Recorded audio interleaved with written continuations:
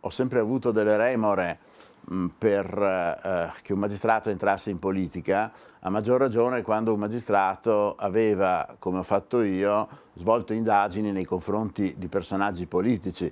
Poi però mi è stato obiettato che dopo 6 anni quasi dal congedo della magistratura tutti questi scrupoli non avevano più ragione d'essere.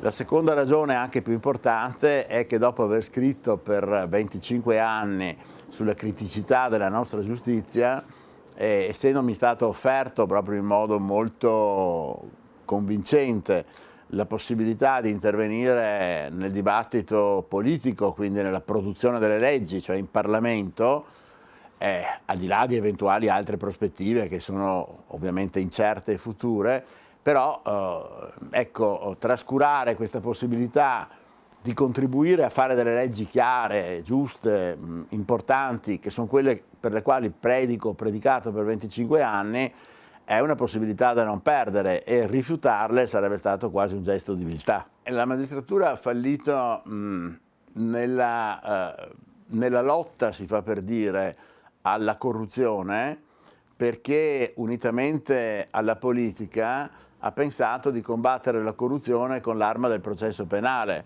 mentre la corruzione va combattuta con una delegiferazione, cioè con una semplificazione normativa, e soprattutto va combattuta dalla politica, non va combattuta dai giudici o dai pubblici ministeri. Quali sarebbero, diciamo, le riforme più urgenti, più importanti in un momento in cui si dice la giustizia è lenta, la giustizia non funziona, i magistrati? Bisogna ridurre drasticamente le leggi, bisogna semplificare le procedure e per quanto riguarda il processo penale bisogna essere garantisti. Intendiamoci, garantismo vuol dire due cose, non vuol dire soltanto il buonismo.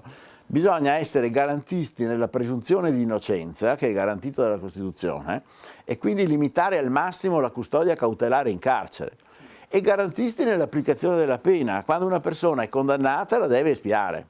Mentre noi oggi assistiamo al paradosso che è tanto facile entrare in prigione prima del processo, quando si è presunti innocenti, ed è altrettanto facile uscire di prigione dopo la condanna quando si è colpevoli conclamati. Berlusconi ha proposto per quanto riguarda le assoluzioni l'inappellabilità, no? Cioè uno assolto in primo grado non può essere poi mandato in giudizio, in appello, eccetera. Lei come la considera? La considero sacrosanta, io stesso ne ho scritto ancora 20 anni fa, ma per una ragione molto semplice.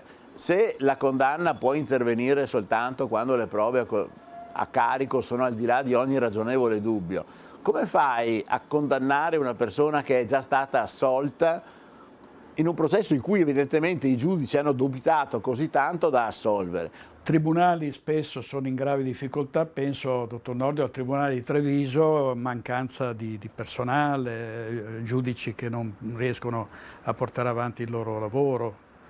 Cosa si può fare? È dei tempi della professione di mio papà, cioè degli anni 50, quando io ero piccolo, che sentivo dire che le cause a Treviso sono lente perché manca il personale. Poi il personale si è affievolito, è stato diminuito un po' dal Covid, mentre sono aumentati a dismisura i contenziosi. Mi batterò fino alla fine perché vengano aumentati enormemente gli organici, ma non solo dei magistrati, ma soprattutto dei cancellieri e dei segretari, perché sono loro la struttura portante di un ufficio giudiziario.